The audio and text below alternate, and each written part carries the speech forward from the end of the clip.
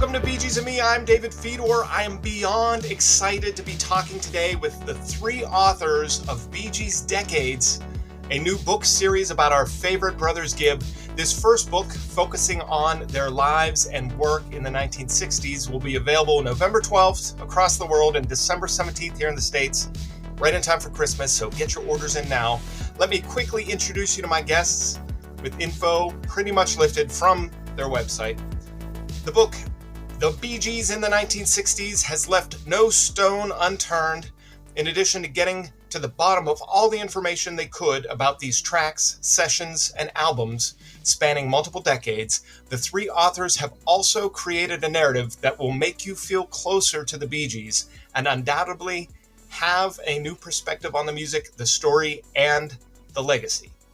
Based in Wales, the United States, and Australia, respectively, Andrew Maughan Hughes, Grant Walters, and Mark Crohan have over 14 decades of combined expertise and history tied to the Bee Gees' legacy between them, amassing a lengthy list of credits for their contributions to CDs, DVDs, books, tour programs, articles, television documentaries, and official websites.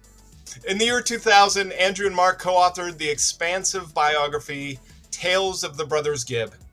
Andrew's expert contributions can be seen and heard in a myriad of Bee Gees-related productions for the BBC, ITV, A&E, and VH1 networks.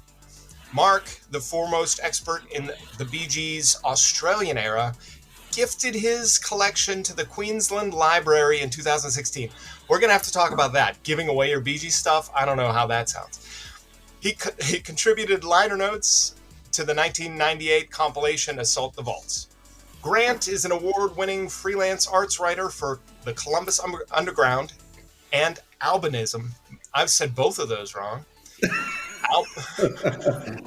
Columbus Underground and Albumism, for which he has penned nearly 300 features since 2015.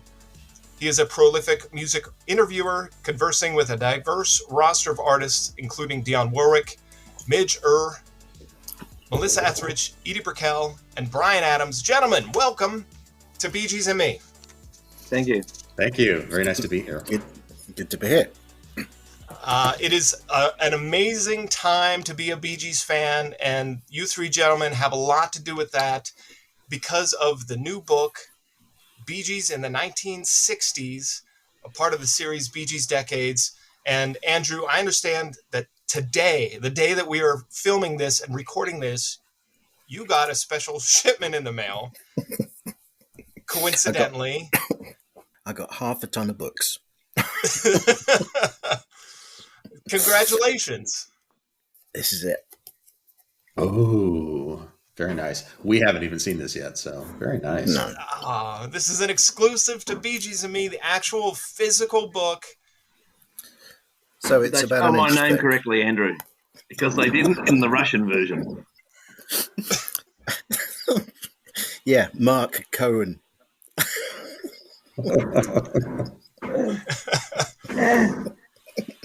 Yeah, no, it's all right on this. It's all good.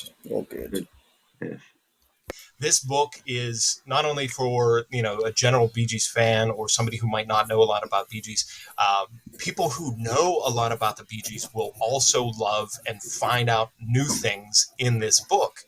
Yeah, there are things in there which we researched over a number of years, but even on the day that we submitted the final manuscript to the publisher, I had a last-minute few discoveries of things, and he had to insert 3 separate paragraphs of additional text for us, even after I'd submitted the final manuscript, as it were.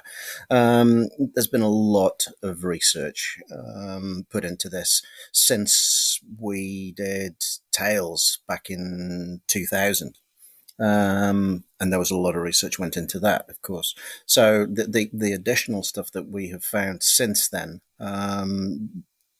should make for interesting reading for all these people that claim that, oh, there was nothing new in it.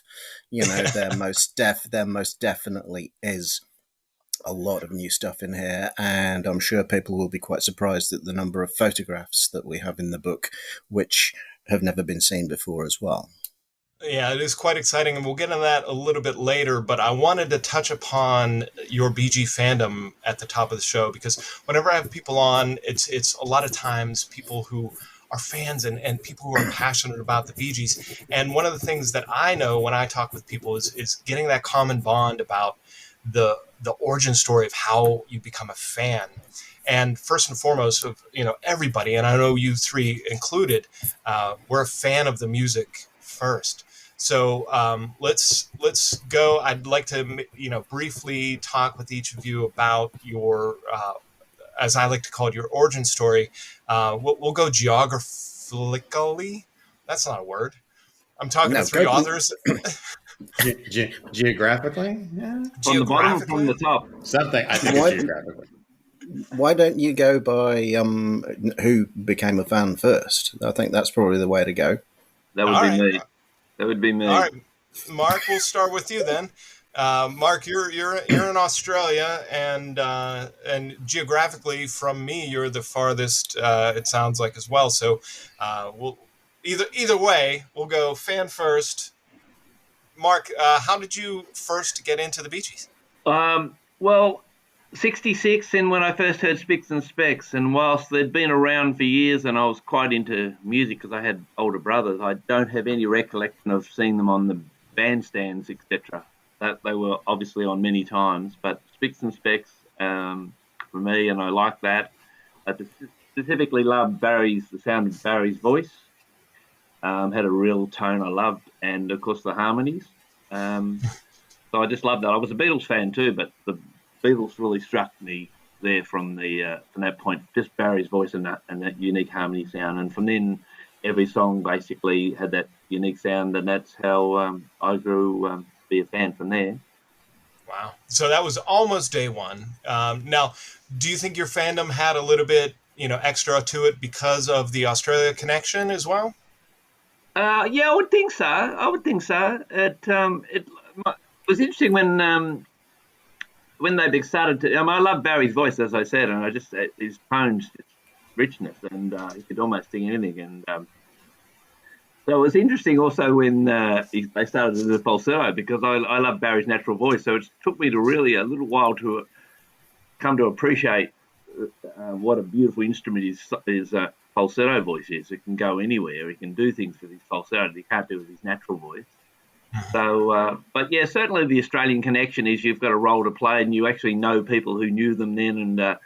And Andrew and I started a book some years ago called, we had a working title, The Australian Years, and a lot of this that is in this book too. So we did a lot of research for that, for this book. But just speaking to people who knew them then, and luckily we started then because a lot of those people have passed. Who knew them when they were young. So we've luckily got a lot of interviews in over the last, even for book one, that people aren't there anymore. Yeah. All right, Grant or Andrew, who started loving the Bee Gees first? Well, since I am significantly younger, I think that would be Andrew. I didn't want to say it. So, I didn't want to say it. Not significantly, but a little bit. Actually, Andrew and I weren't too far off, I think, when we started becoming fans. I was a bit younger, he was a bit older, but I think he's next, though. Andrew, go ahead. My first memory of hearing the Bee Gees was actually 1967, because living in Anglesey, we are due south from the Isle of Man, and we used to get particularly poor radio reception from the British stations, so we used to tune into Irish stations and or Manx radio. And there were a number of songs from that era. You'd get things like Lily the Pink and some of the Amen Corner stuff like High in the Sky. And there was a song called Massachusetts, which I distinctly remember hearing at that point. But of course, lots of it being 2 years of age, and lots of it didn't kind of, make any significant impact on me at that point. It was only back in about 1979 when I bought the live album that I was going through the track listing on. I thought, Massachusetts? You're kidding me. So anyway, backtrack a little bit. It was Too Much Heaven that got me to start with. Went out, bought the Spirits Having Flown album. There was a little pamphlet inside of that which showed a number of the other albums. Went out, bought those. There was two best ofs. There was Best of and Best of Volume 2. I bought those and kind of figured that, hang on a minute, these songs must come from other albums which I don't have. Conveniently, there were a couple of budget LPs released in the UK called Massachusetts and Gotta Get a Message to You.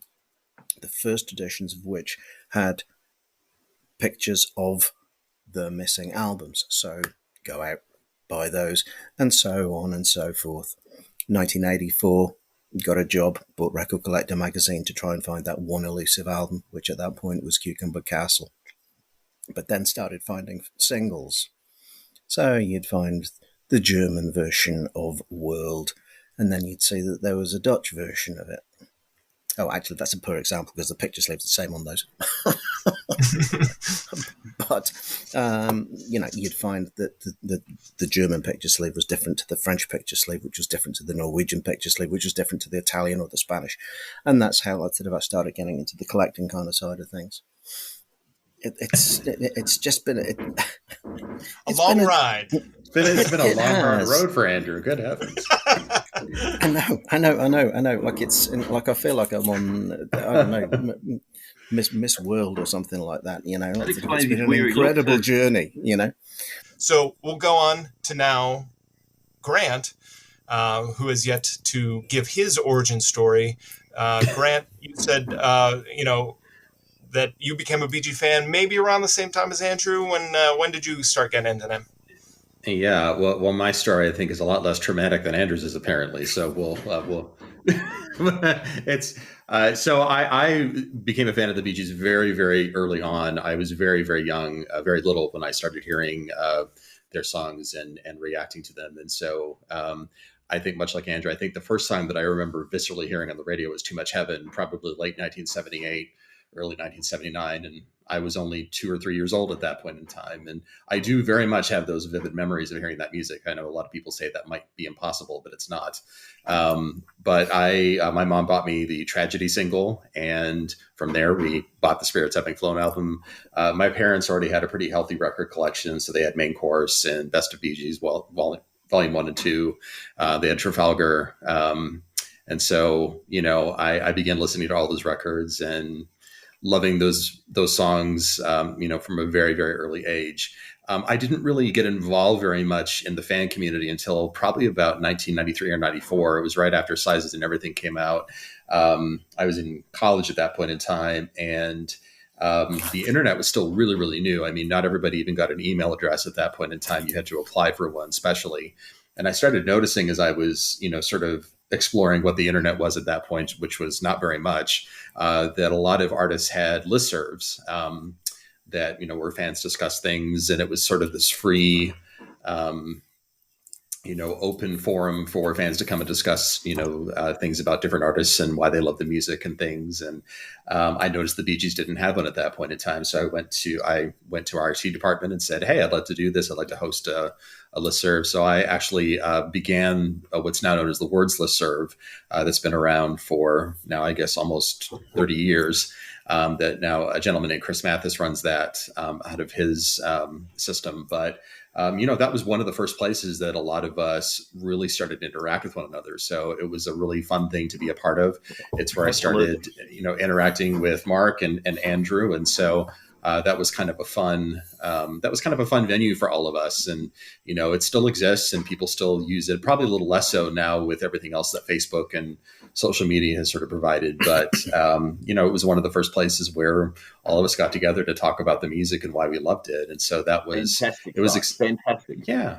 And I can't say too much about it. It was just wonderful to connect through other fans. I'm like, just wonderful. So if I haven't said it before, thanks, Grant.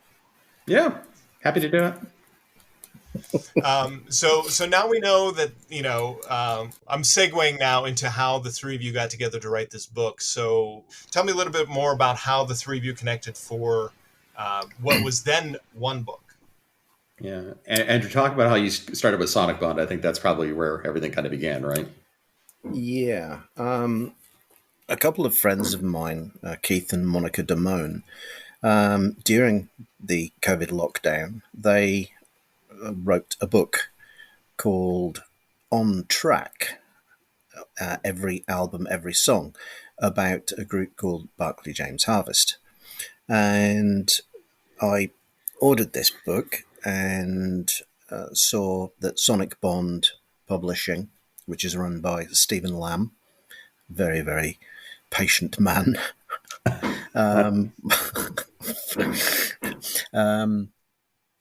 And I thought, well, I'm sure we could do a book about the Bee Gees.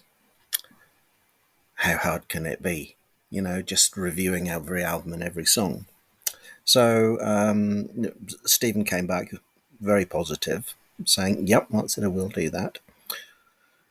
So I got the deal, but I felt that I needed some help on it.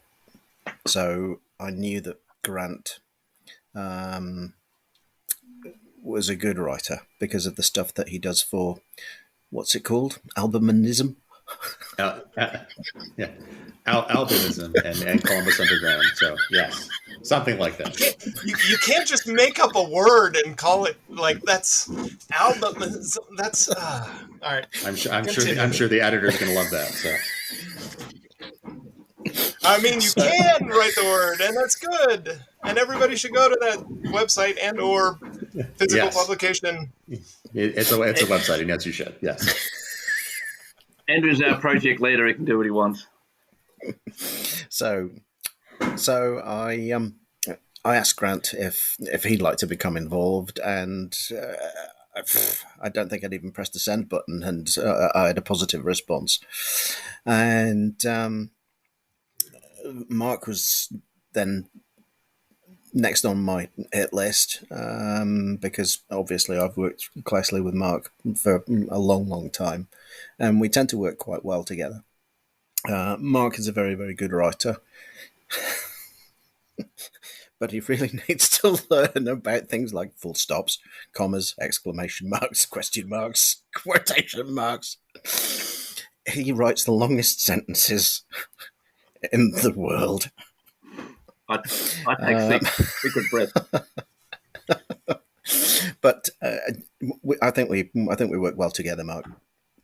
But years ago, we'd spoken about doing after the 2000 Tales of the Brothers Gibb book finished, Andrew and I started working on a book called Song by Song, but we couldn't agree and it sort of stopped. So I quietly kept going myself when I had a bit of time, but again, I've tailed off too. Mm-hmm. And then this project has, and then I think Andrew and Grant started off, and then I sent them, this is what I had, do what you want with it. But I hadn't done that much. But. Yeah, I'd forgotten all about that. And that is, yes, that was an absolutely invaluable injection into the initial project. Anyway, we started writing. Stephen wanted between 50 and 65,000 words. To write about every album and every song by the Bee Gees. Mm-hmm. And just listing the song titles and the albums might be that many words. Well, I said to him, it might take it a little bit more than that. Can we have 100,000 words? So he kind of went, in an email, he kind of went like that. He had a sharp intake of breath, and he says, okay, I'll run with it for now. You would have got away with that without a punctuation you demanded. We just smashed all the words together. We probably would have gotten to 100,000, right? No spaces, no paragraphs. Would have been great. Yeah, I'm doing your punctuation requests. Anyway, I was trying to keep a track on word count as we were working along. And I think it was when we reached about 144,000 that I realized that we had a bit of a problem. So I spoke to Stephen about things, and he says, I've got an idea. He says, we'll split it. And I thought, right, okay, that's good, because to me there is a natural split in the Bee Gees' career. Like if you do 1963 to 1974, that's one part career, and then from 75 up to the present day, that's the other part. And conveniently, those two parts were fairly equal in terms of word count. Anyway, when I had a Zoom call with Stephen, he says, no, I want to split it into three. I want to put it into a different series of books. I don't want to put it into the on track. I want to put it into decades. So what we'll do is we'll do the Bee Gees in the 1960s, the Bee Gees in the 1970s, and then we'll do the Bee Gees in the 1980s all the way up to date. So I thought, okay, that works. Had a quick ponder over that when I got back to him a couple of days later, and I said, I think the 80s would stand alone, because not only are we covering sort of the Bee Gees' actual recorded output, we're also going to cover the solo work. Plus, for the 80s, we obviously have the production work. So most people would automatically reel off people like Barbra Streisand, Dionne Warwick, Kenny Rogers, and Diana Ross. But we mustn't forget the work that Robin did with Jimmy Ruffin and Morris did with Carola Hagvist. So there's a lot of material in there. So the 80s will be a standalone book as well. And then the fourth book in the series will be the Bee Gees in the 1990s, up to date. So this current book is 256 pages plus 16 of pictures, and it's about 108,000 words. We did need to... Not only did you hit the excessive amount of the word goal, it was just a fraction, a fourth of the career. Yeah, we had to chop the epilogue, which covered 1970 up to date slightly. I do recall that sort of the name of the file was quite interesting when you edited that, Grant. Can't remember what you said, hack job or something on it. Something like that, yeah.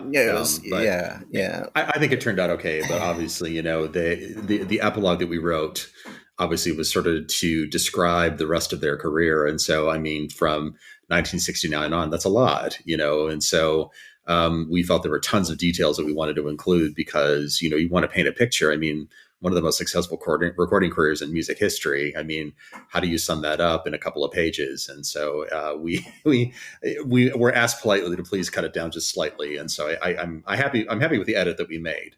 But it took some doing not to leave out some of the most important things because their career was so varied and nuanced and detailed, more so than I think a lot of people realize. And so it was difficult, but I think we did okay. Mm-hmm. Well, presumably the people buying this will buy the next three books and won't need to rely on that epilogue. But you want to appeal to people. You do want to appeal to people who have only the one book. That's right. That's right. Yeah. Once you buy them, you sign up for all of them. Once you buy one, Andrew shows up at your house with the rest, and that's it. Well, what you need to do is go on one of those like PBS or BBC things where they show one night only, and then in between the songs they come in with a station break and be like, sign up now, and then you can receive this once a month. Get into the next book for your $30 donation a month. It's like a set of steak knives, really. Well, I'll tell you what. As a fan of, I'm jumping ahead here. As a fan of the '90s and 2000s era, one of my biggest pet peeves is when that era gets glossed over. The '87 to 2003 era was, to me, that was the part that I experienced that I remember, and I hate seeing that glossed over. So the fact that we're going to get a book focused on the 80s, a book focused on the 90s, a book, that to me is so exciting. And I'm looking forward to that. Now, in terms of this one, then, in terms of the writing, you guys obviously are passing, a lot of emails back and forth and things like that. What were some of the fun things that you guys experienced and some of the maybe difficulties that you had writing a book on 3 separate continents during a pandemic?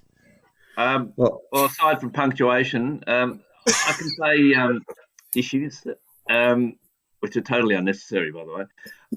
Let me say, I'd like to say one of the more difficult things I found is that sometimes you had no opinion about a song at all. If you liked the song, had no problem. If you didn't like the song, you didn't have a problem. But sometimes you were just ambivalent about it. I found that personally difficult. The other issue when you had to write up a song like "Got to Get a Message to You," one of the classics, I felt a real responsibility to get that right. And like these are very subjective issues too, hearing. So I found that doing a classic was really, you walk around it and you do a little known song and you had to come back to, I've got to write this up. What am I going to say? Because this is going to be a definitive write-up of this classic. I personally found that difficult. There's a lot of responsibility there. Well, I thought so, yeah. Yeah, I totally agree with that.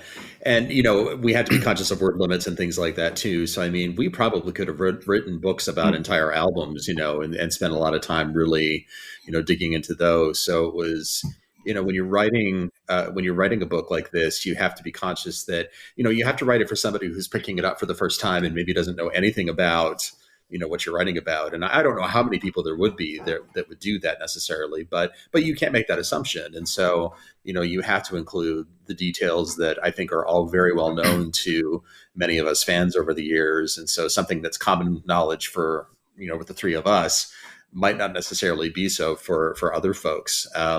And so we had to write the book from that perspective, but also including, little, I guess, Easter eggs and gems for folks who, might not know certain things.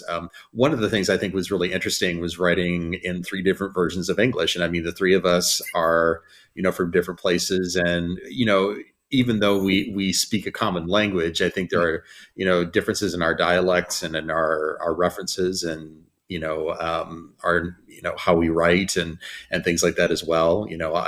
Given that I've been living in the US now for 20 years, I've taken out all of my U's and extra vowels. I used to write in Canadian, British, English, but I don't anymore. So, it's those little things.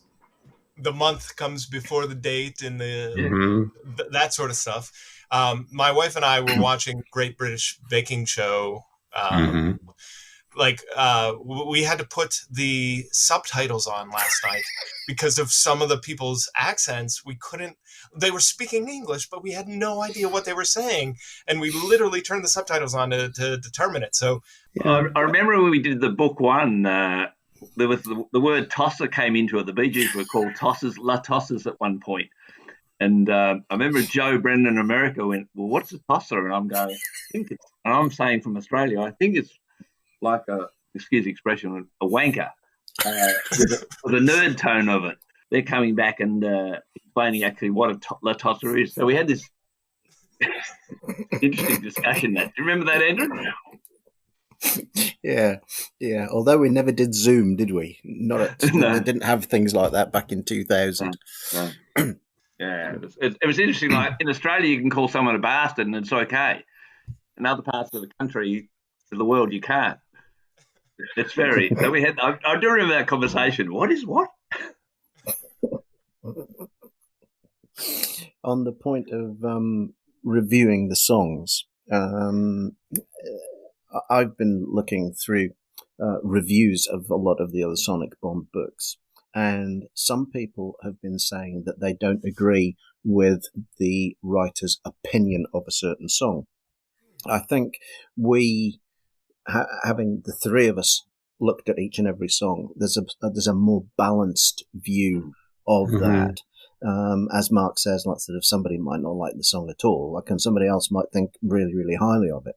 One example, which immediately springs to mind for me, it doesn't appear in this book, it will appear in the next, is Tell Me Why from 2 Years On. I can't stand that song, but Mark loves it. So I'm not going to say anything about it. I'll leave that all up to him. That's only because you've already said enough about it.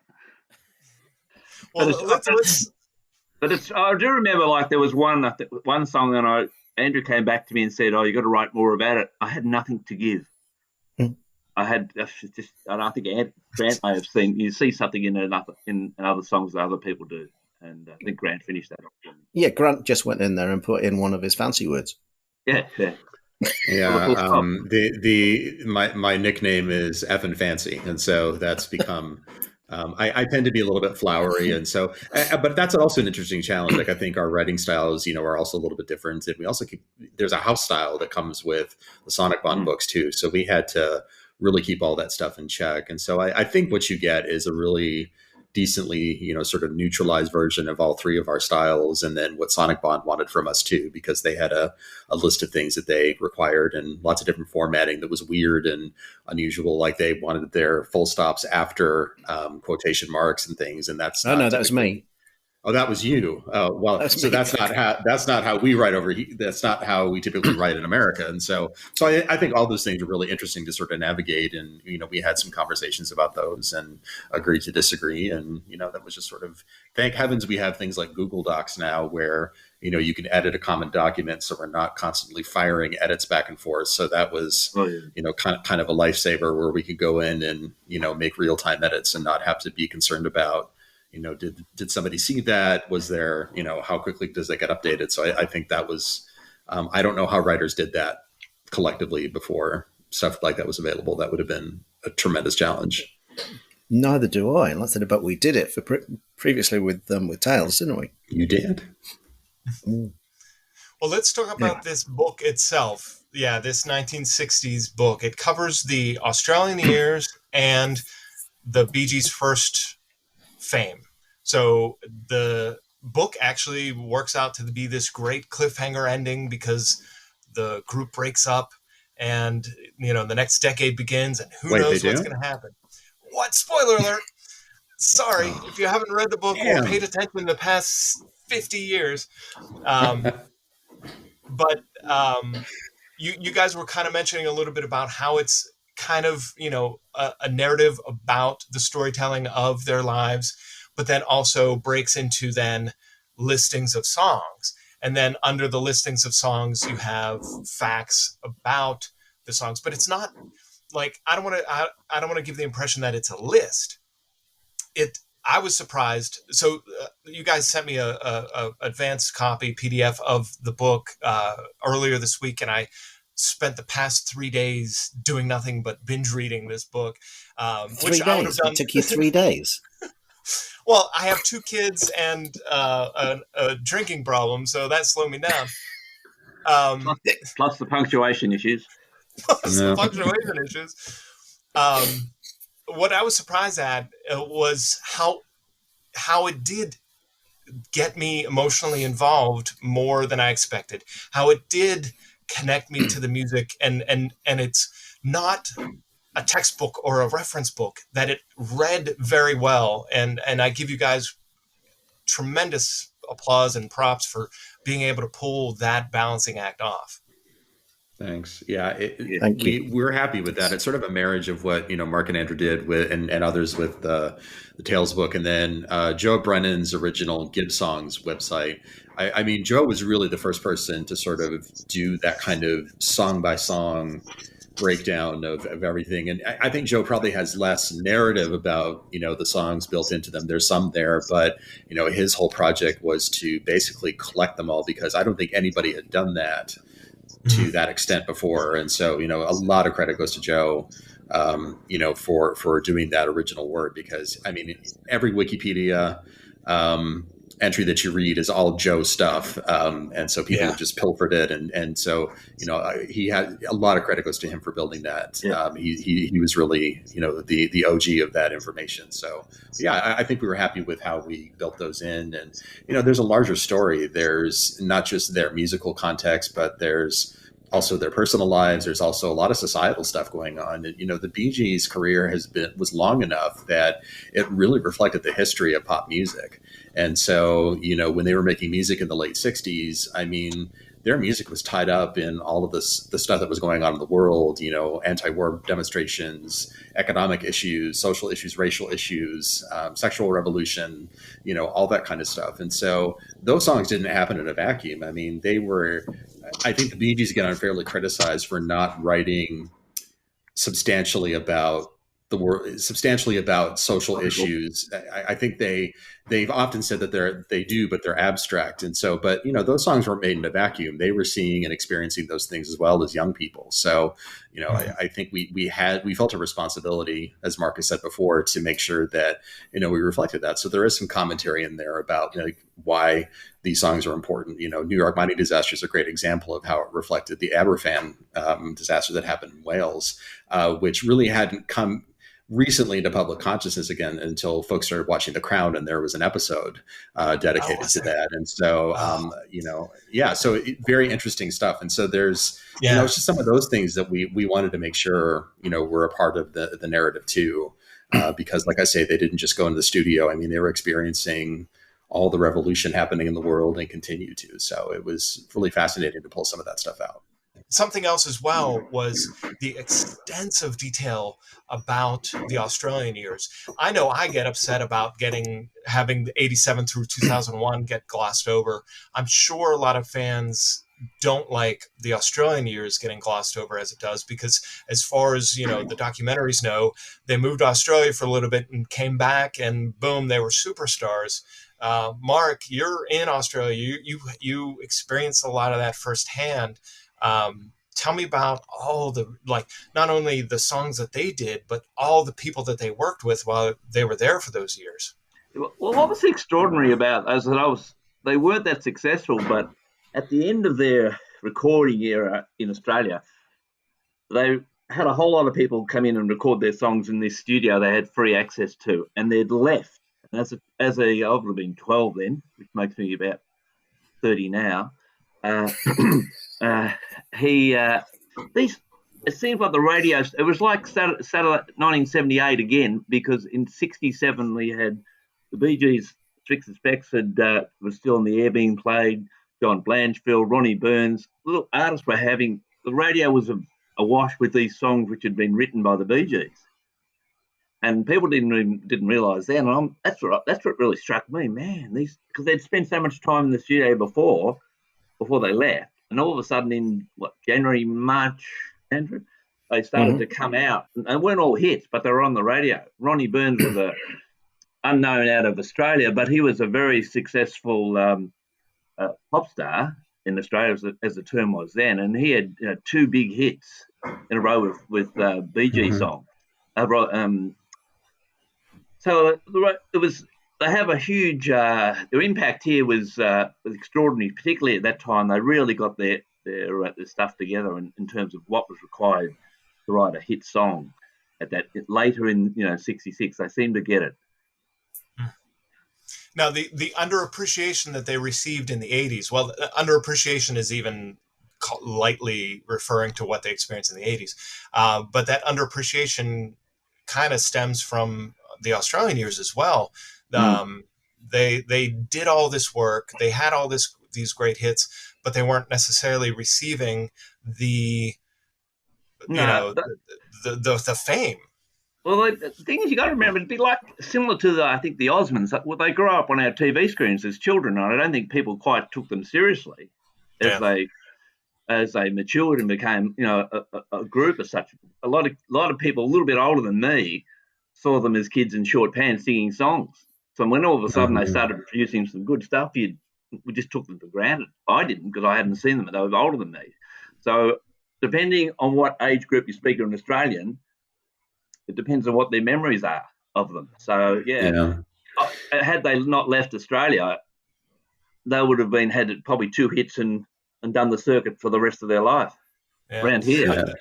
And another interesting thing, too, that was brought up in the book was their presentation of their act was a novelty, was kind of an old school, because like we see now, I became a fan in the 90s after they had already become icons. So everything that I saw existed and I took for face value of what it was. You know what I mean? So when I see pictures of them from the Australia years singing in their suits, doing their little snap in their fingers, to me, that's what that time that era was. But from what you guys say in the book, that was kind of 10 years older at that time too. So they kind of were already kind of a retro vibe type novelty act going on. In here they were generalists. They had to be to survive. there just wasn't a bigger market. You had to do a bit of comedy, it was kitsch and all that stuff. So they had to be. They did impersonations, they did all this sort of stuff. But so I think they had some sort of identity crisis, and I think when folks went to hear their records, I mean, if you saw them on TV doing, comedy bits and saw them on stage doing, covers and standards and musical, numbers, and all of a sudden, festivals trying to crank out these pop records that they were making that, were trying to be, were paying tribute to the Beatles and other acts that they were being influenced by. And so I'm sure folks probably didn't know what to do with them at some point, of which, and I think this comes back to, I think, where folks start to make unfair comparisons between the Bee Gees and the Beatles. And that's a perennial discussion, right? I have to think that if the Bee Gees, had a Brian Epstein and, a George Martin to guide them through that early part of their career, I mean, things probably would have turned out a lot differently. But you also had Festival that wasn't super interested in helping them out. And so, and if you listen to those recordings, I mean, the sound quality varies on them, the quality of the backing instruments and things like that. Some of them sound really full and rich, and others just sound like they were made in somebody's garage. So it's just a fascinating sort of thing. But there was some really great stuff. Barry was an incredibly prolific songwriter for somebody who wasn't even 20 years old at that point, right? And so, nationally, I mean, he had a tremendous impact, and there was a reason why people were lining up to record his songs. And before the Bee Gees hit it big, I mean, he was already writing for songs for artists internationally like Wayne Newton and folks like that. And so it was, he accomplished a lot, but they had limitations, I think, where they were and, who was there to support them. And you have to remember too, Dad Hugh was also their manager. And so, there were limitations too about how much, Hugh could actually do for them, as a manager. And, I think all that played into why, they weren't necessarily bigger and had more popularity, but. Yeah. And I spoke to other musicians at the time, and they were very well regarded within the industry. They did a lot of backup vocals. Their sound was required, and people couldn't understand why they weren't getting, in the industry couldn't understand why they couldn't have the success. It was just, I think they had an image problem, because of their earlier work. Well, clearly they hit their stride when they went back to England in 66, 67, whenever that was. Read the book, you'll get the accurate information. I don't have it directly in front of me. The Spicks and Specks is a well-known legend of, them on the ship hearing the news of it being number one. Too late to turn back now. We're already going on our way. So hearing that's not true, right? Because, yeah. So that's exciting to read and discover that it's here are the facts, which is interesting. So well, I think it's a good point that Andrew makes, and David, I think this is something that we come across in this book, and I think we'll come across in future, are some of these corrections of narratives and timelines that we kind of bumped into as we've written. And so, that's a good one where, we're finding dates that, we're sort of change, if you have a career as long as the Bee Gees did, I think different versions of things will change. I mean, I think there's a running joke that Barry, Robin, and Morris, never had the same story about anything and all the different memories of everything. And I think that happens. A good one is, regarding the narrative around Spicks and Specks. And for many, many years, people have talked about the fact that Spicks and Specks was their first number one hit in Australia.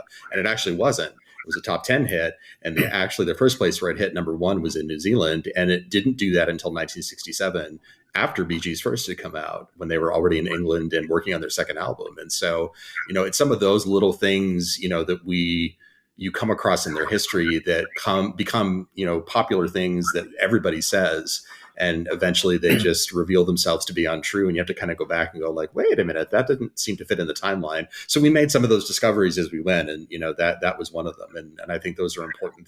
We felt important to correct those things where we found them, and we had lots of discussions, I think, about some of that stuff. I've been at Christmases where my father and his two sisters would get into arguments about facts from their childhood that they each remember differently. So I can only imagine this would be the same type of thing, but on a global public scale. So yeah, for sure. One of the other things that I wanted to mention about things that I saw that I was like, oh, this is interesting, that maybe I didn't know before. The Beatles wanting to sit in with the Bee Gees in one of their earlier sessions, but Robert Stigwood told them not to. And he said, quote, "I didn't think it would be particularly good." What?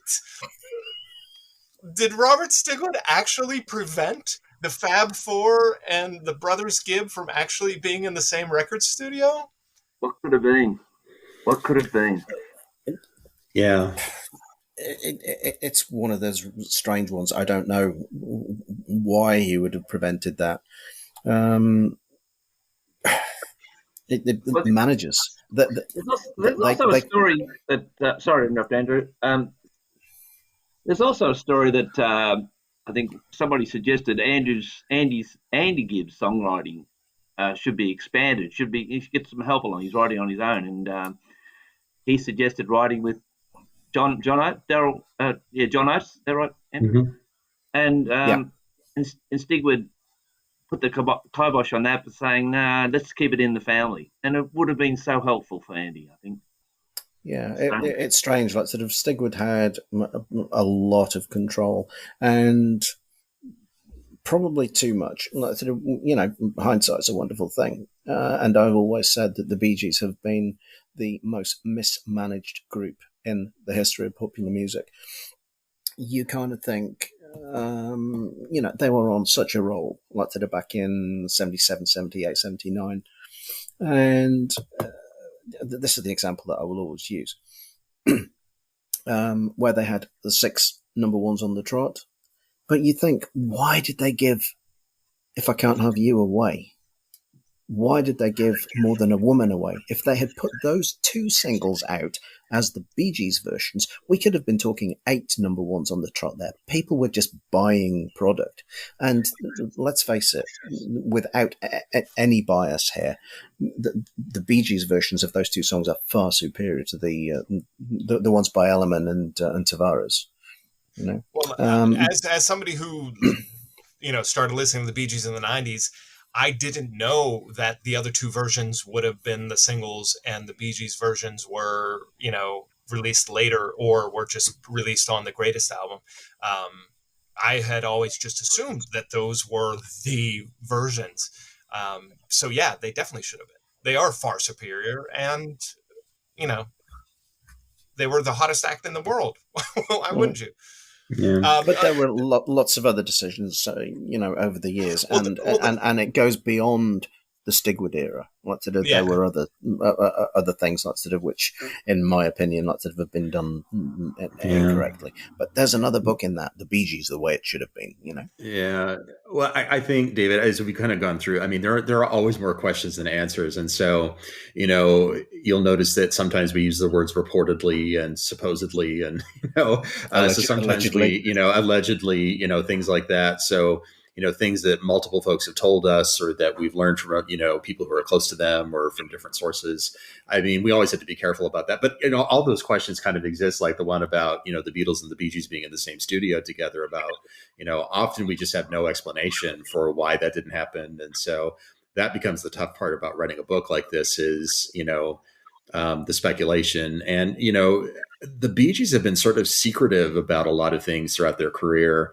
They haven't sort of had a tell-all where, they'll come back and start dispelling myths and things like that. They just, that wasn't part of their public existence. And so, and even Barry now, is kind of tight-lipped about some of the things that happened in the past. And so, it becomes hard when you're a writer and you're examining their career to really either sometimes affirm or dispel issues or rumors or get answers to questions. I mean, we could probably spend years with a list of 1,000 questions that we might have about, and I don't know that we'll ever find the answers. So, some of the stuff we write about is really rhetorical, being like, what could this have been? And why did this happen? We don't know, And so that's a big challenge when you're writing about a group that hasn't always shared or been really revelatory about, some of those things. So it's been interesting.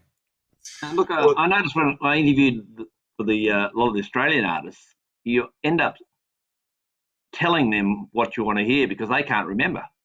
It's such a long time ago, and you've got to really stop when you're interviewing them. You've got to say, "Well, I'm telling you, you're not telling me," but you've got to prompt them with because it's a long time ago, and they've done a lot of things since. And even Barry, what a life he's had. Who could blame him for getting, who could blame him for getting what was a hit record and what wasn't a hit record, or things like that. Or things like, oh yeah, we always loved them back then. Yeah. It's like, yeah, did other people know that you loved them back then and all that stuff? So, but you guys are talking about, talking with people that worked with them or sources that knew them. You have two people who wrote forewords for this book that are as close to the Bee Gees as you could get. One was a Bee Gee. Of course, I'm talking about Spencer Gibb, Robin's son, and Vince Maloney, who was the guitarist for the original 5-piece Bee Gees band. Can you tell me a little bit about what it was like talking with them and working with them on this book and for these forewords and contributions to the book? I guess I could probably talk about Spencer. Spencer and I have a really good relationship, and so we've become friends over the past few years. He's been very kind to help me out with a lot of different things, and I will sing Spencer's praises. He's an incredibly down to earth,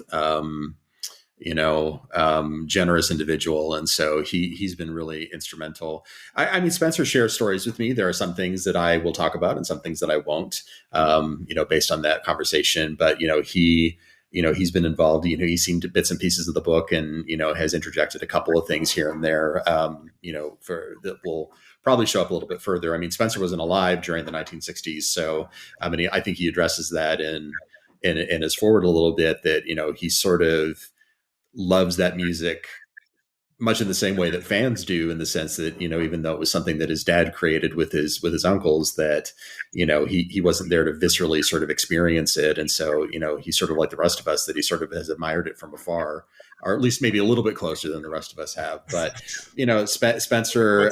What's the difference of afar? Is a close? Yeah, well, I think so. Up close or afar, yes.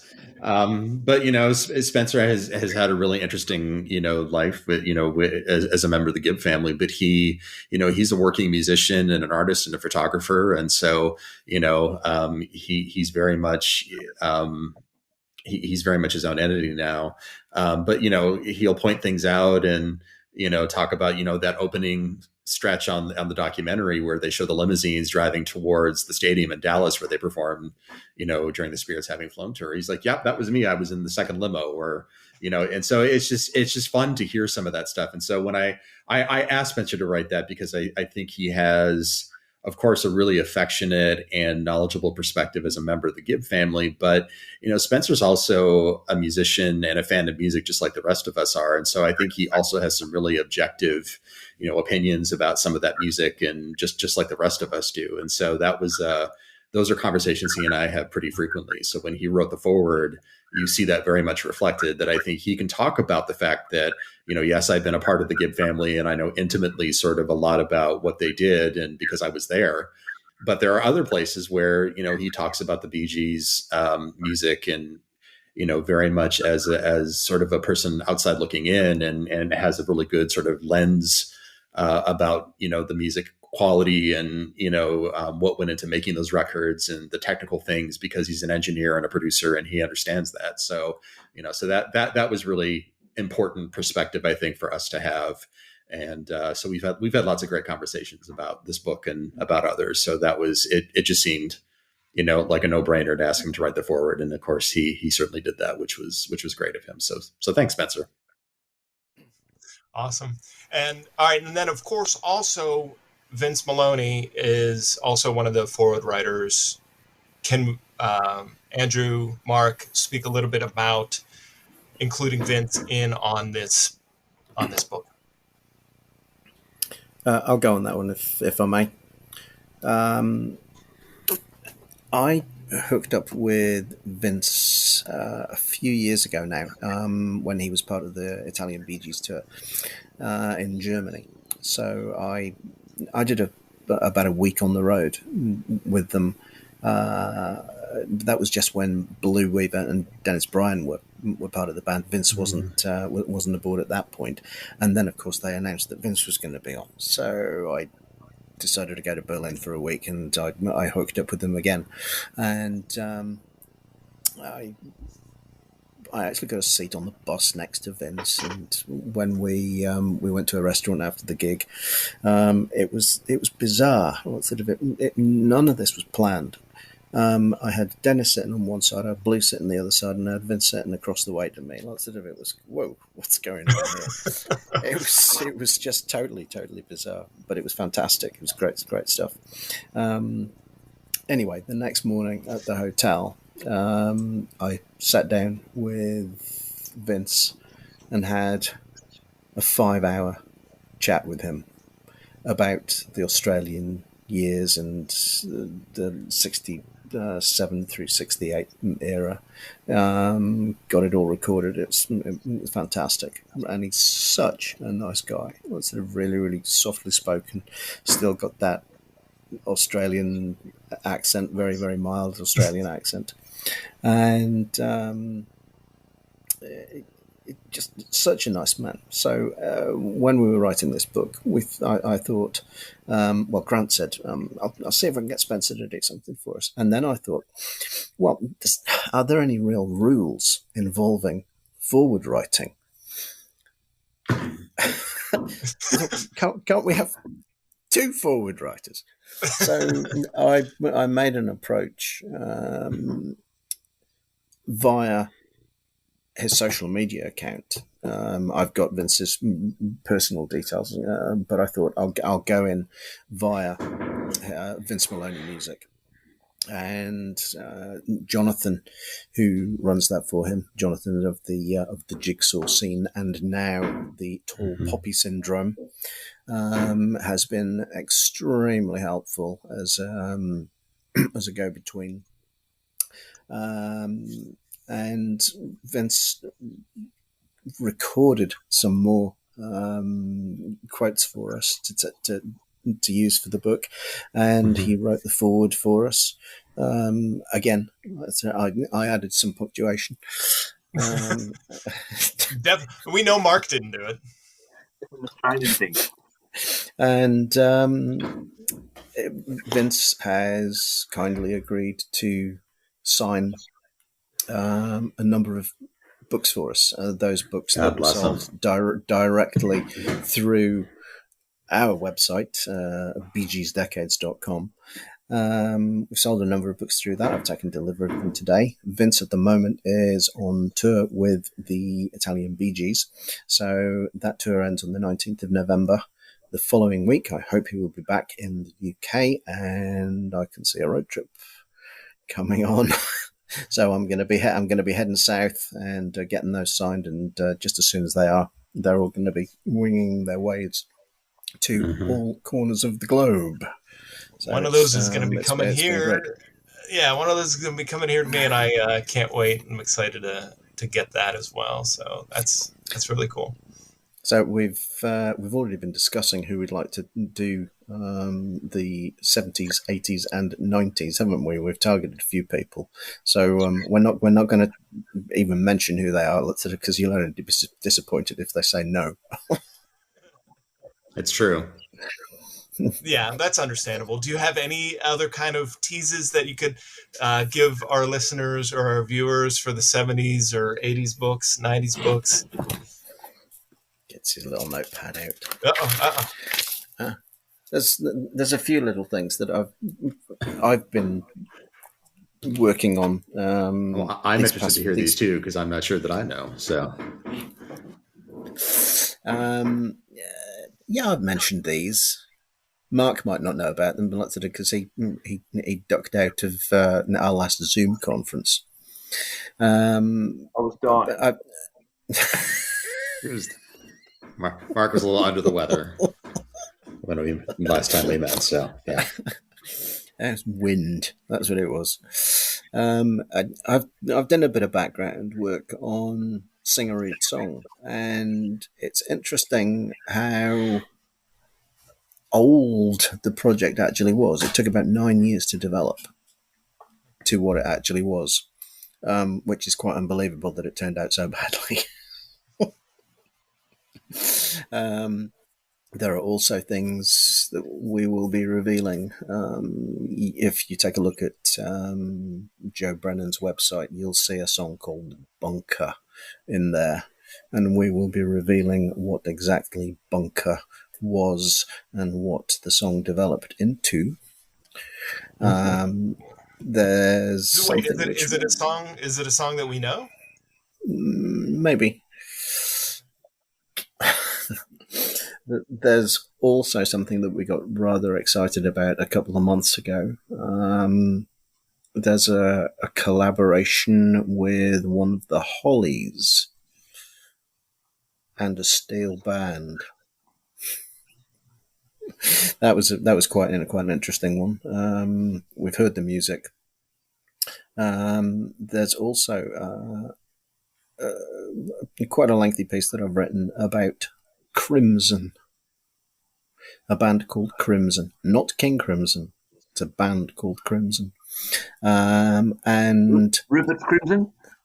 Rupert.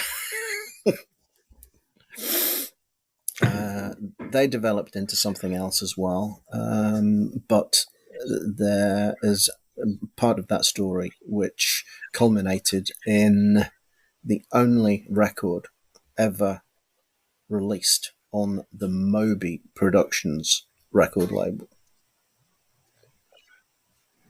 So those are a few things, and we're only up to 1974. We've thanks to Grant and his contacts.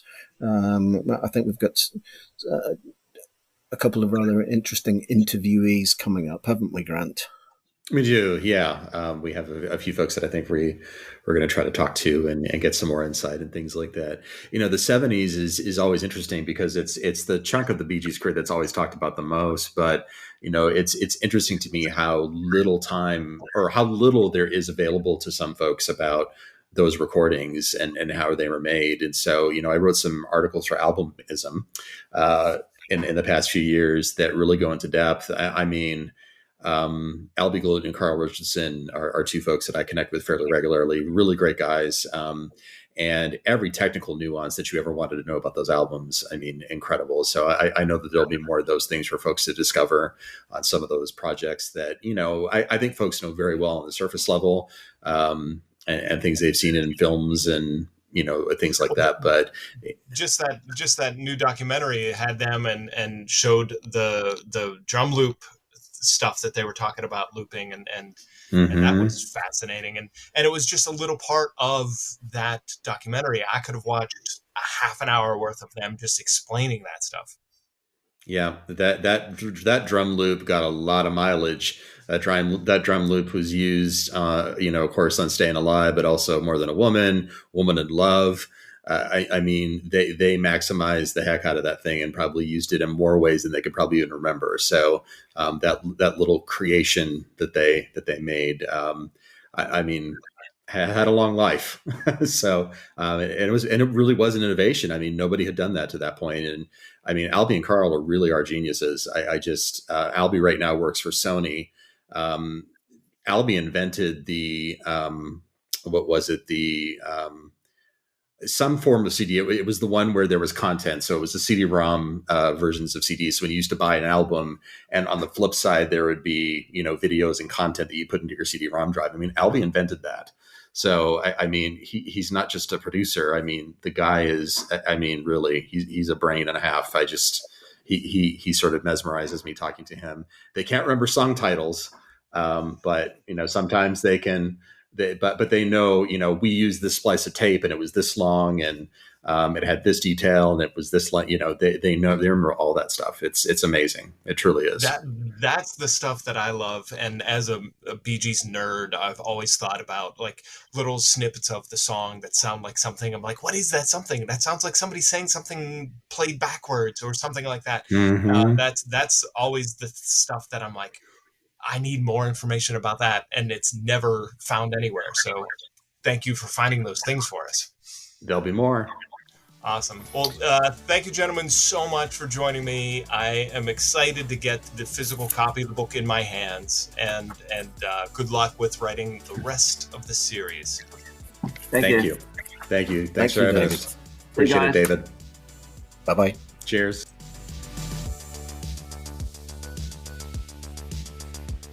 And many more.